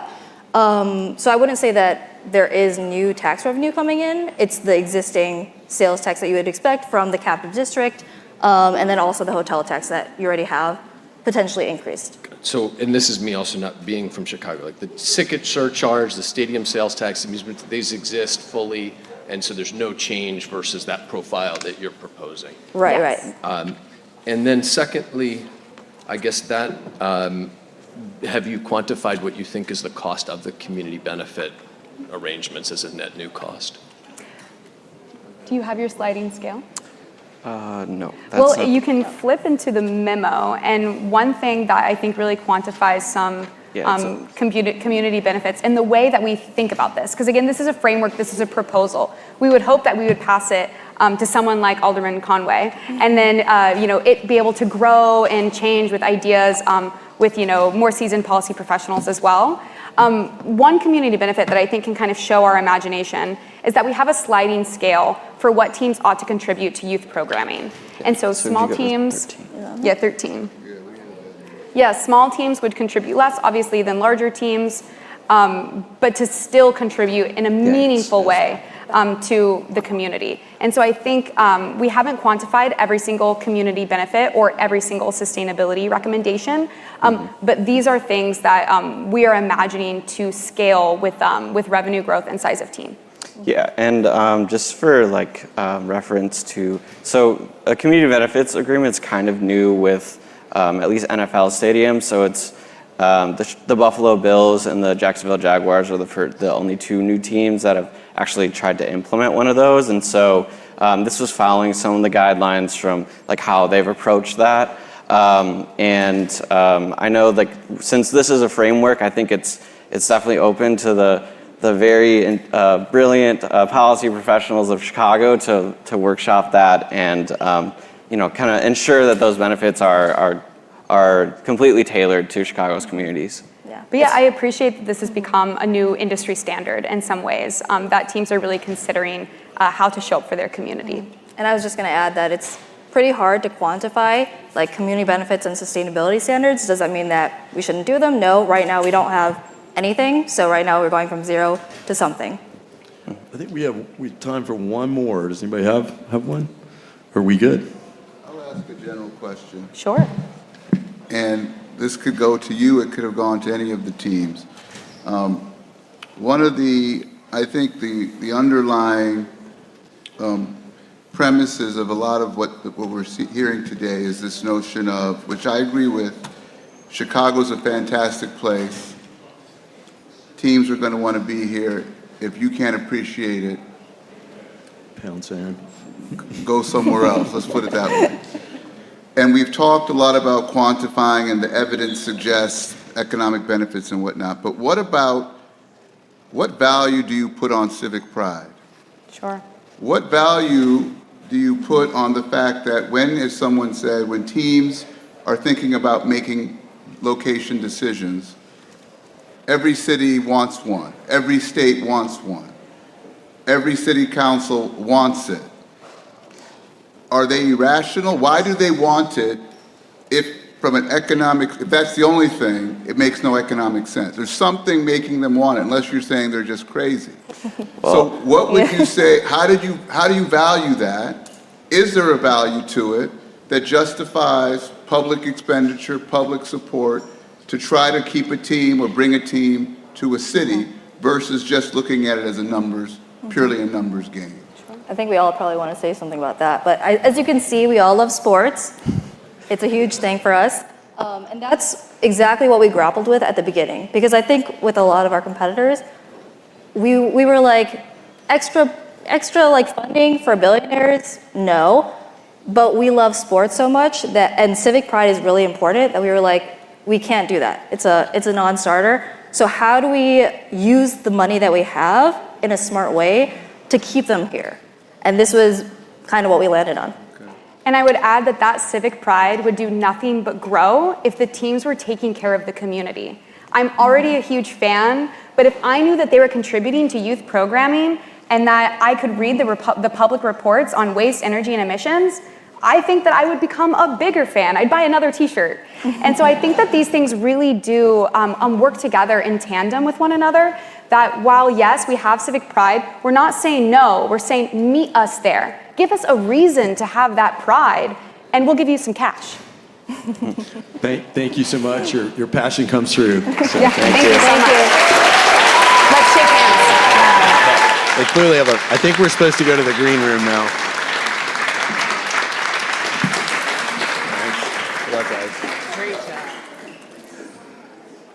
Okay, that's the end of our presentations. Our judges are going to take a break and decide on the winner. Sorry, not the winter. Hopefully that's over. And at this point, we're going to open it up to questions. We are going to reserve about the first 10 minutes for questions from any of the journalists in the audience. There is a mic, so if the journalists want to identify themselves, I think they're in the front here, and you have questions you'd like to ask directly. And we're going to welcome up one team member from each team to the stage to answer those questions. So come on up. Your lavs? I think I would use your lavs if you can. Use this mic? Okay, we'll use this mic. There we go. I think you can answer each individually, or if a particular team, you can all come up though. Yeah. Thanks so much. Sure, of course.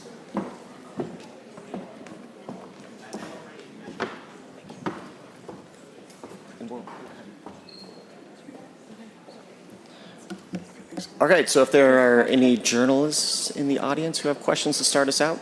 Yeah? Do you have questions? All right. We can open it up. Okay. You guys did so well. The journalists have no questions. That's impressive. Okay, so we do have a couple audience questions. I'll start with one. I get to choose because I am doing this. So some of the teams talked about building, allowing these new stadiums to come in. One of the questions has to do with, did any of you consider land use in relation to sustainability, like land use itself? So questions of urban sprawl, if they do build in Arlington Heights, what's that going to look like? And how do we make sure that we don't take over or mitigate the impact on public lands and of that nature?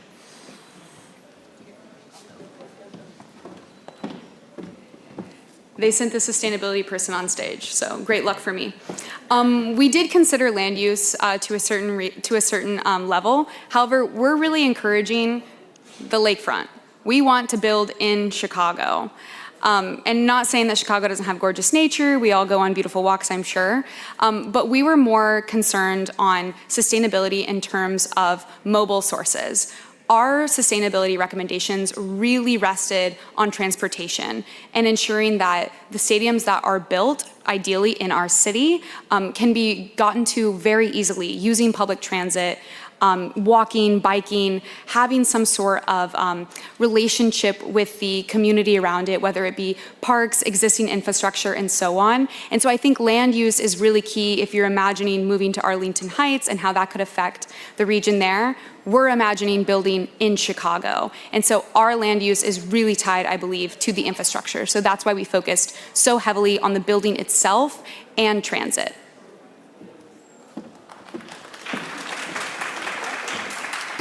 Yeah, our group put maps at its core.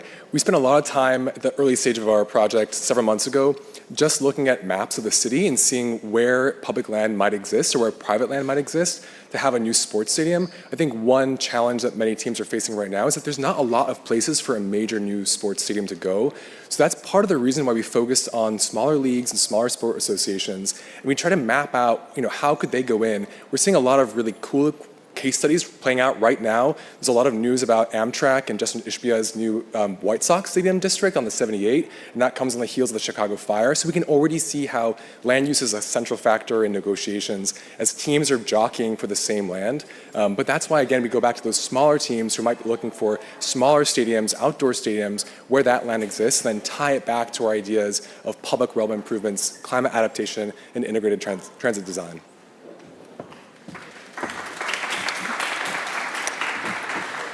For us, it was more about what's already been built. We already have a lot of infrastructure that exists, so how do we make the most of it?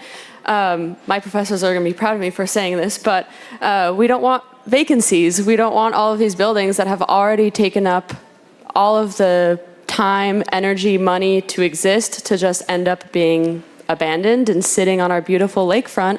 So how do we ensure that those are being used in a way that benefits all of Chicago, but also that if there is a team that wants to stay, it gives back, and then also if it does leave, it's also up to them. Arlington Heights, I think, I might phone a friend on this one, but I think it's one of the wealthiest zip codes in the area, so I'm not really worried about their land use. I think they'll be okay, but it's really Chicago that we were the most worried about.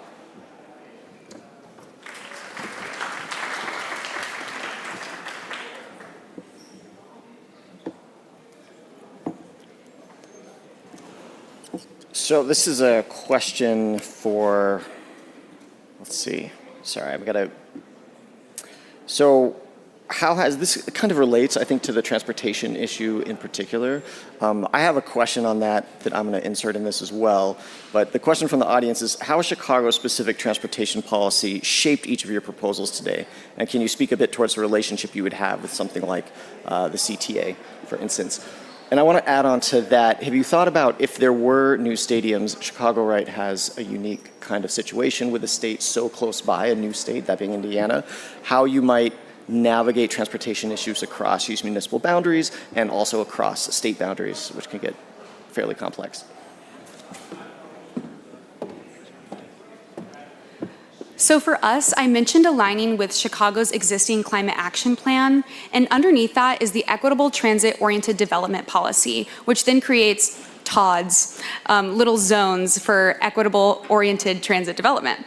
And we really focused on alignment with those. So our parking caps, no structured parking garages, and of course that transit management plan itself are taking into consideration alignment with those existing policies. We really wanted to pull on levers that already existed to ensure that this proposal could actually go the mile, go the distance. It be the easiest to implement for our existing policymakers. Also, we talked about having a 50% auto mode share, which means that 50% of drivers would show up and the other 50% would be taking the train, biking, walking, and so on. And Chicago has more transit infrastructure than any city that has hit these comparable targets. And the transit management plan really requires forced site selection towards transit accessible locations. So I guess that gets to the land issue as well. And so it's not an incentive at all, it's a condition of our bond issuance, and that this TMP does have real teeth. It's tied to zoning approvals, infrastructure funding, and of course, in our proposal, the ISFA pre-issuance certification. So non-compliance for us would be flagged long before the bond closes, not after. So the deal doesn't happen until that transit plan is certified.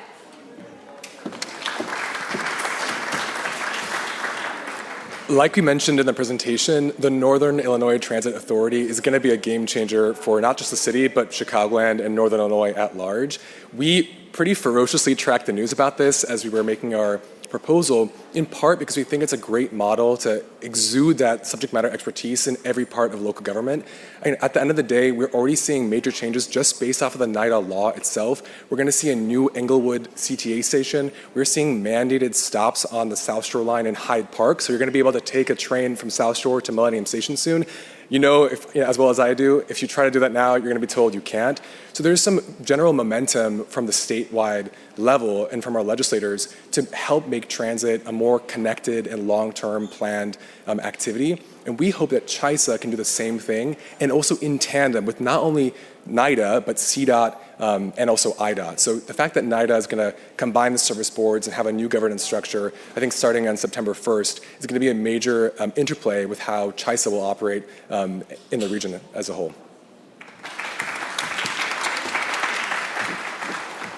So the second recommendation of our model had the 3 ring-fenced funds, one of which was a capital improvements fund, which goes partly to any transit improvements that might be needed to connect, if a team were to move outside of the city, would connect that transit to the edge of whatever the city limits are at that point. But that's really key, because if you look at the World Cup that's happening coming up, all of the issues that are coming out of it. Like Boston, so many people are panicking about how they're going to get to Foxborough because that transit hasn't been set up to handle the amount of people that are going to be going in and out from Boston, from Worcester, from other major hubs to the stadiums. So that second fund is really key for transit. Otherwise, we're going to go in debt again to fund more transit. So.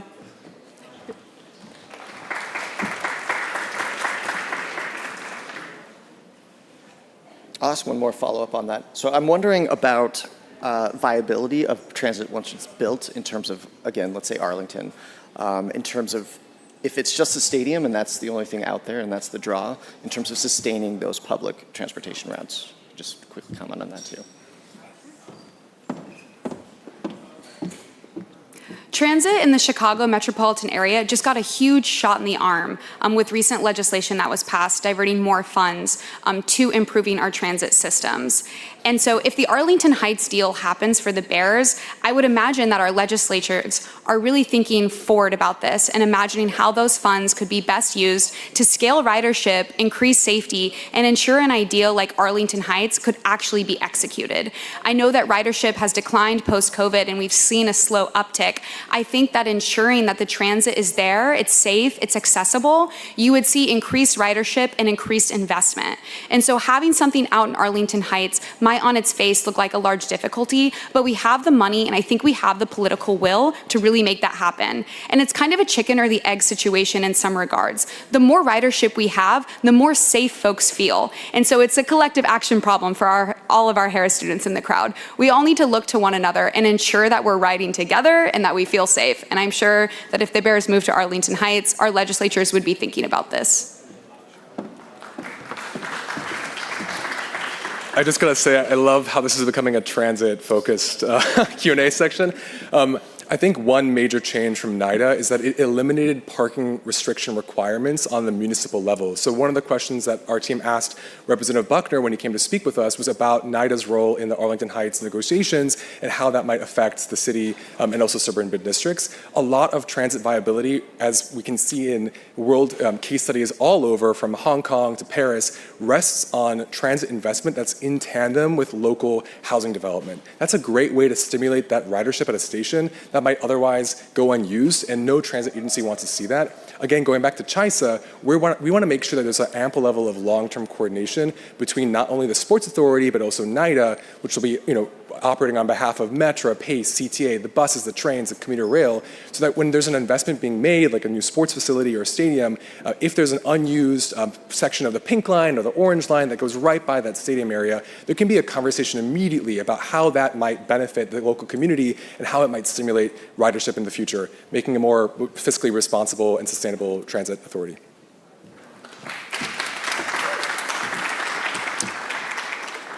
This isn't specific to Chicago, but when you look at a bird's eye view of a stadium area, it's maybe 10% stadium, 90% parking lot. And so to kind of use Liz's term of chicken or the egg, it's if you're going to keep building all of these parking lots, but you don't really put the same amount of effort into your transit, how are you going to expect that transit to be sustainable over time? Because you're clearly just letting it, you're not prioritizing it. So it really is what is our priority? Do we care about the CTA? Do we care about our Metra? If so, stop building so much parking. I'm going to ruffle some feathers on that one, but...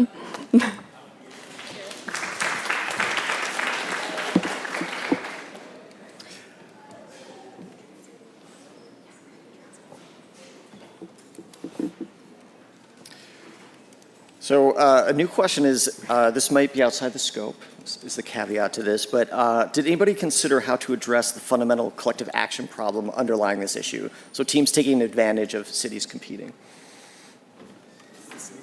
Like competing against, I guess, sorry, the question went away. Well, against one another, that's exactly what's happening. Yeah. Sure, I can take this one. And I have to shout out our core newsletter writer, Elliot Certain, who already made me think about this when asking about the skills I use for the core within this project. I do think we thought about a lot about negotiating, bargaining, and just all of our general AP-esque ideas at the beginning of our project. You're really set with this tension. Chicagoans want to keep the Bears, they don't want to pay for them. The stadiums and the billionaires are pitting cities against one another. Their fans are always losing. This is an impossible battle.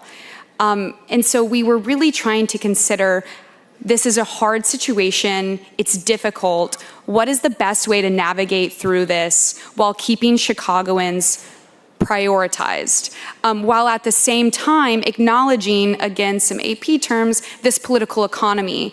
There's a certain inevitability about some of these decisions and the fact that cities will be pitted against one another, and no mayor is going to want to watch their two beloved teams walk.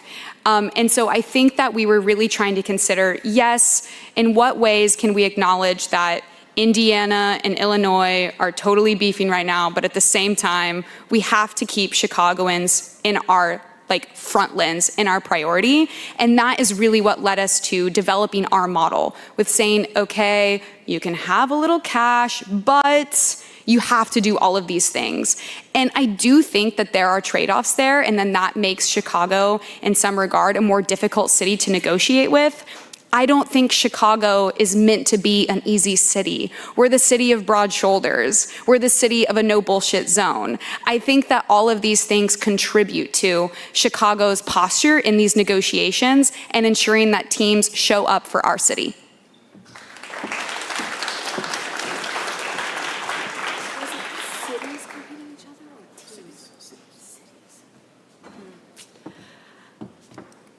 I misunderstood the question, so my answer isn't exactly the same, but ultimately it's almost a PR game of how are you going to tell your constituents that they're going to be bearing a much heavier cost, whether it comes from their taxes or whatever it may be. It comes back to civic pride almost. Like, you might be proud of your city, but if now it's become more expensive, are you going to stay just because your favorite team stayed? Maybe not. So it's also a chicken or the egg question, I feel. But the cities competing each other, it really comes down to priority. Here we know that the Bears are paying $7 million to play in Soldier Field, which is iconic. The city isn't getting really much of anything out of that aside from the name. So it's time for the cities to stand up against the teams, and if they have to fight, so be it. We're for them fighting against each other. This is a fascinating question, and one of the things that I thought about was how our group focused on international case examples. You've heard me talk a lot about world examples, about transit, but looking at stadiums, we looked at a few specific case projects in Korea and Japan, and then in Spain, Italy, and London, and then India with the cricket league there. And this was really demonstrative, I think, of this fundamental question of AP, which is who are the stakeholders, the kind of who's who game. So in AP, we use simplified models. In the international case comparisons, when we were thinking about our solution in the ideation process, it's hard to find who the stakeholders are, but then once you start seeing them, you kind of see them everywhere, and they're quite varied between different zones and different countries. So when you're looking at the Spanish leagues, La Liga, a lot of those stadiums and sport teams are owned by fans or other kind of non-profit organizations. In Italy, like Anna explained, the AC Milan and Inter Milan just got bought by private equity, US private equity, and then went and bought the San Siro Stadium, which is this monumental kind of trophy asset building from the city of Milan. In India, it's similar cases with corporate ownership. Very interesting examples of how even abroad, the stakeholders present a very, very complicated map. When we turned back to Chicago, we came at the city and the Chicagoan area with that same mind. We were trying to inquire where the stakeholders might exist and what they might think. And this was very, very, very prudent and very important and helpful in looking at legislation and governance. So we were really trying to dig down into the details of, for example, how if we create this CHISA on the state level or on the city level, might stakeholders vary? Well, what are the legislators going to think if we do it one way or the other way? And then what are the bond investors going to think? All the way from those folks down to, obviously, the residents of the city. This is maybe a somewhat related question in terms of city competition. intercity competition, that is. So we've talked a lot about the kind of an economic benefit, direct economic benefit from having a stadium in a city, which I think you've all mostly said is not very good. So, but the question is, does having recognizable professional sports teams in general, Chicago being a sports town, as we said, impact migration to cities and population growth, either in terms of college students, early career professionals entering job markets, families, et cetera? I just feel bad. No, don't worry. This is a great question. Whoever asked this, very interesting. I think it remains to be seen. A lot of the empirical literature doesn't show that there's an actual public benefit when a public entity or a city invests in a stadium or a sports project. And we're seeing some really interesting numbers come to play. For example, the number of actual publicly financed stadium projects and sport facility projects is going down on a year-by-year basis, but the actual monetary value is going up. So we're seeing a clear trend, I think, in cities and residents getting a little hesitant on this sort of investment. But cities themselves, city officials, the aldermen might or might not agree with this, and residents, I think, do enjoy having a place to go. This maybe is a bigger question about like a third space, like where are our third spaces in America? It's great when the stadium is co-located with transit, when there's a mixed-use development, when you can get out of the stadium, get out of a sports game, maybe late at night, and reliably take a train that's coming every 5 minutes. Here I am back at transit, so this is our fourth round of transit. But I think that's a great question. It also comes back to land use. So when you exit a sports game, there's nothing around to do. It's in kind of a car-apocalypse, landscape. You're gonna want to be incentivized to go somewhere else. I think the big goal, the grand goal, I think that we've all touched on is having projects that incentivize people to go there, to walk around, and to live there ultimately. There's a great example in Boston with the Garden of 2 towers being built on top of the stadium complex and on top of a train station. So this is a kind of really cool way to see how land use and kind of factors in American life come to play with a sports stadium development. I second that.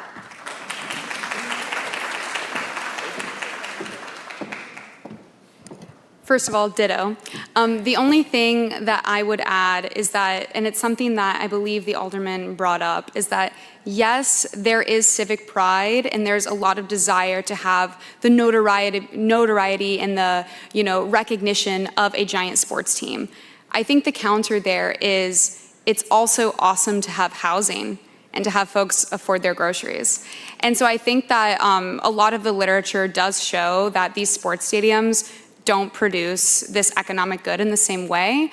I do think that there is an intangible value of this, while at the same time, that is why our policy in particular really couch these together and serve them in tandem. That we know there's this political inevitability that the stadium will be built, largely because I guess our representatives know our city and know that we want to keep the Bears. Well, if we do that, let's ensure there's a community benefits agreement and enforceable sustainability standards.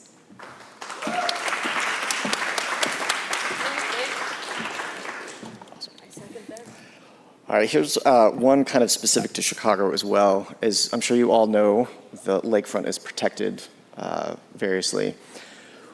Would you advocate for removing or limiting those protections in order to build or expand the kinds of stadiums we're talking about, particularly the one that exists already? If it needed expansion, it would require some political will. No.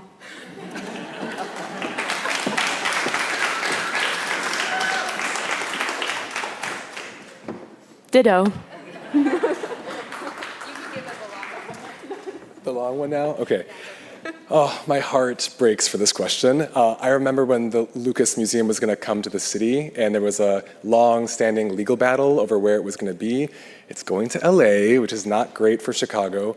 On the other hand, I remember driving by growing up, that one building that's across the east of the Lakeshore Drive, right near Navy Pier, and I always remember asking my parents or my family, why is that building there? What are we doing about this? Ultimately, it comes back to the question of land use and what land is available. There really isn't a lot of land across the lakefront to have a mega stadium, on the size of an international peer city, or even another new stadium that's being built in Nashville or SoFi Stadium. The only real stadium that's still there and that land that could be used is Soldier Field. And our team wanted to look beyond the Bears. We think that decision is being made right now. We just got news yesterday about a major progression in the Assembly on this mega projects bill. So we're kind of waiting to see what politically will happen with the stadium and where the Bears might go. I think from an Illinoisan perspective, we hope it's not going to go to Indiana on their lakefront, which is also questionable land use next to several industrial facilities. It would require a lot of work and financing.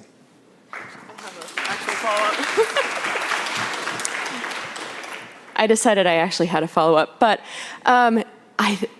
correct me if I'm wrong, but I believe Museum Campus used to be an airspace. It used to be an airport, and so that not existing anymore, I think, is a huge win for Chicagoans, because who can afford to land their plane right in the middle of downtown Chicago?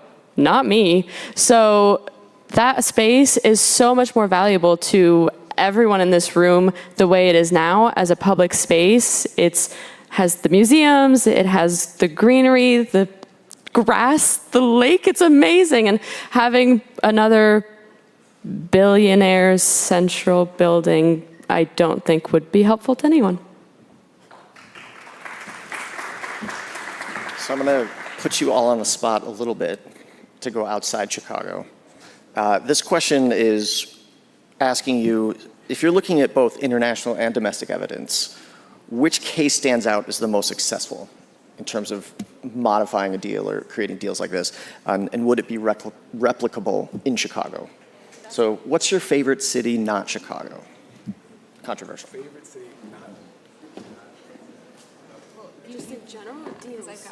if you've studied this, so if you've looked at these examples, are there examples outside the city that you feel are excellent ones that could be replicable here? And are there sort of case studies that you looked at to make your own proposals? Who asked this question? This is great. I think one really interesting example is Stade de France in Paris. And I say this because Paris has embarked on a, I think, 15 to $20 billion euro expansion of its regional rail. We're back at transit, my apologies. So this new Grand Paris Express is meant to connect major hubs, not only in Paris, but around the metropolitan region. I think this is an excellent example, given the tramways in Paris and Ile-de-France region, but also this new Grand Paris Express, because it incentivizes the placement of stadiums such that residents can get there equally and equitably, not just from the city center. That's a great example. Unfortunately, there isn't the same sort of system here. There is, however, a lot of momentum from activists and folks who are working in the transit industry in Chicago to have that same sort of system replicated. And we think we see similar examples in East Asia, where stadiums are co-located with transit stations, and in some places where the transit authorities are incentivized and even help finance mega mixed-use developments. So if we can see that sort of regenerative land use, if there's a rail yard, I think the proposal for the White Sox that's being discussed right now could be quite interesting, with a reactivated Chicago River, 2 stadiums in the 78. I think that's where we're seeing perhaps, and this is of course goes back to the folks who are designing these sorts of things, maybe we're seeing some of those international case studies come home to Chicago even as we speak.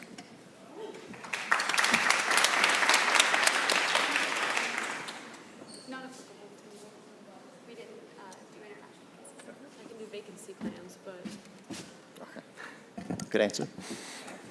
I'm a soccer fan, so I'm going to ask this question as well. Something that's been heavily criticized about the World Cup and FIFA, which I think there are varied opinions about FIFA, is the exclusive rights zones, where only they are capturing all of this revenue that's coming in, which is I'm sure you know, massive at this point. How would you go about this type of situation, like once every so many years, for these kinds of events and the requirements of that?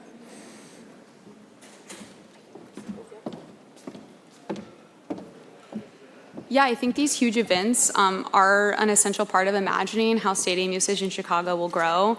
At the same time, we were really focused on Chicagoans itself. And so our framework really shows up in the sense that these are Chicagoans' money, and this should be, oh, it's exciting. And this should go back into a Chicagoan's pocket. And so our framework would set up negotiators to take this into consideration and ensure that that money is not going into like venture capital foreign entity pockets, but rather reinvested back into the community.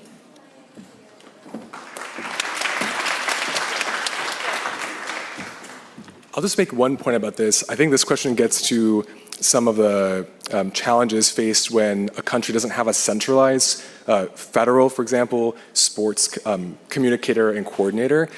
We're seeing a lot of problems right now, given the defunding and the pause in funding for DHS from FEMA to give funds to cities to prepare for their events if they're hosting the World Cup. So there's a lot of dependencies based off of that federal relationship because the money is at the federal level to provide these large disbursements of funds to support these sorts of events. We also see a lot of competition from the local side. Counties and cities and metropolitan areas want that sort of energy. They want those wins of a stadium and a sports event. We're not going to see a Chicago FIFA event, unfortunately, which is pretty tragic. So I think this kind of goes back to the question of how in the US can we help restructure how we approach these large events, aside from the Olympics, when events are going to be held across the country, and in this case, across the continent, at a federal level, and do it proactively with the engagement from municipalities and regions well beforehand.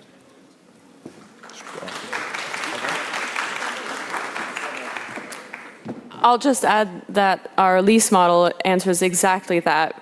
We understand that there are situations that arise like this that can make a lot of money in the deal, but it's not just that private entity that should be taking in the upside, it should also be the city. And so having that revenue sharing model in addition to a higher rent ensures that the city also benefits from situations like this. Thank you so much. All right, thank you so much for volunteering to answer all those questions. Appreciate it. Thank you to the audience for asking excellent questions as well. As you can see, our judges are back, so I'll welcome Justin up to the stage. Thanks.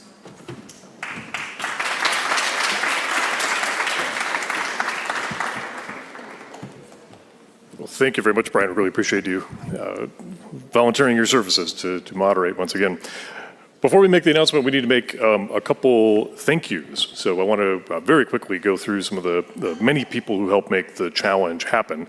I mentioned earlier, first and foremost, my colleague Chris Berry. Last year and this year, we've served as the faculty co-directors. And Chris is a great partner, always thoughtful and very supportive of our students and of the Harris School's mission writ large. I really appreciate all the time and effort that he gave to this year's challenge, and I think it's probably about the time to be enjoying some tapas in Barcelona as we speak. So thank you, Chris, for all of his contributions.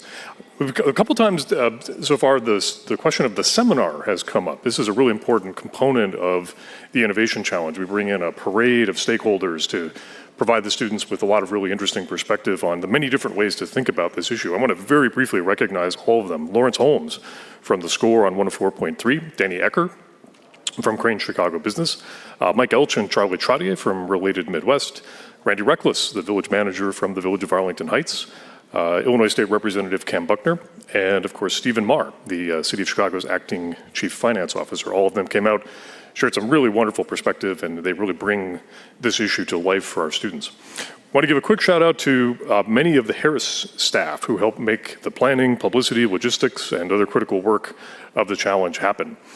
This is really a school-wide effort. As Ethan had mentioned earlier, it requires help from our alumni relations folks, our communications team, our events team. Many people contributed. Briefly by name, Emily McGill, Haley Sadowski, Maggie Amrakbi, Sue Burke, Tyler McGuffey, Billy Morgan, Dave Stone, Rena Daskell, Jody Daly, Abby Wade, Holden Sill, Renee Fentress, Ed Mayle, Max Romstead, and anyone else I'm forgetting. Please give them all a round of applause for helping bring this together.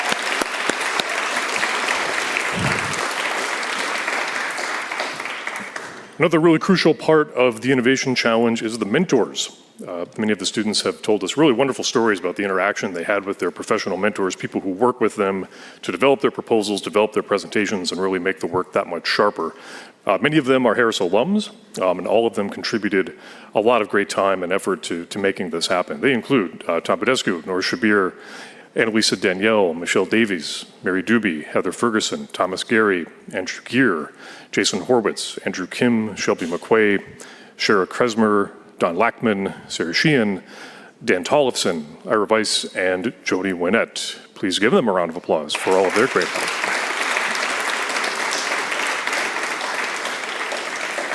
And then finally, we want to call out 3 people in particular who really make the Innovation Challenge what it is. First and foremost, King Harris. King Harris is here. This is, of course, the Harris family namesake here at the school. He's been an unwavering supporter of this. He was really the original inspiration for what we now call the Policy Innovation Challenge. And as is often the case with King, he had a great vision for what it could become. So we thank you for the inspiration and thank you for your support in all of that.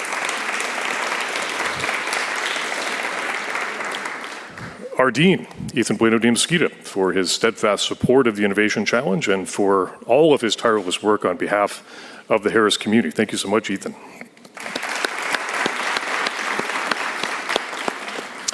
And finally, David Wells, for giving so generously to the challenge from the very beginning.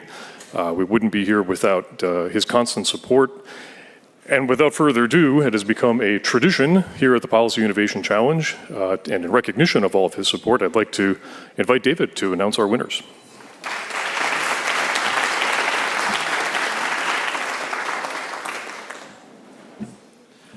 Thanks for coming. I do want to say that this was a tough decision. So for the 3 teams that put all their blood, sweat, and tears into the effort, it was tough. There was a lot of deliberation. I leaned pretty heavily on my local expertise. As somebody who doesn't live here, I can approach this financially, but I can't approach it like the panel did, and I think we had a good panel. So without further ado, this year's winner of the Harris Policy Innovation Challenge is Structuring the Deal, the 3rd team.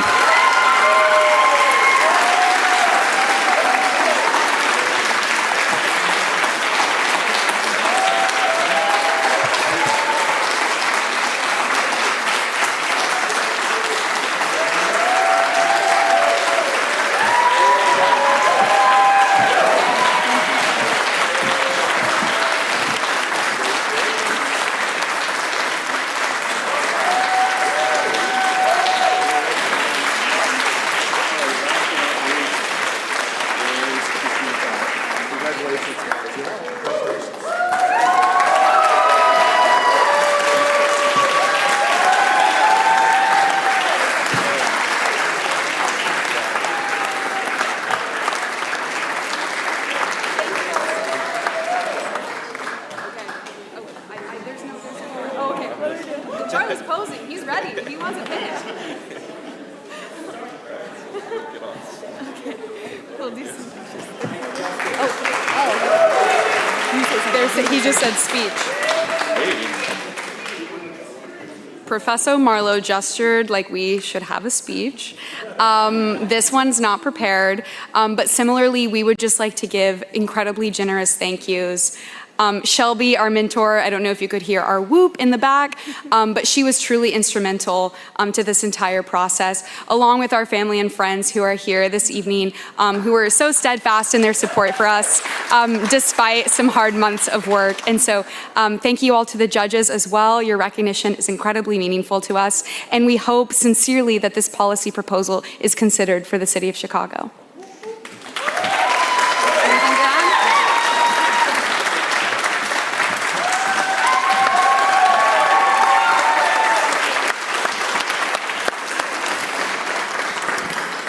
Congratulations to the winners. Let's ask all the finalists to stick around for some photos. Meanwhile, there is a reception, so feel free. Thank you for coming out.